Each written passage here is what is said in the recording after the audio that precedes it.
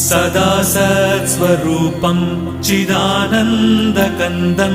जगत्सम्भवस्थानसंहारहेतुं स्वभक्तेच्छया मानुषं दर्शयन्तम् नमामीश्वरं सद्गुरुं साईनाथं नमामीश्वरं सद्गुरुं साईनाथम् भवध्वान्तविध्वंसमार्ताण्डमीड्यं मनोवागतीतं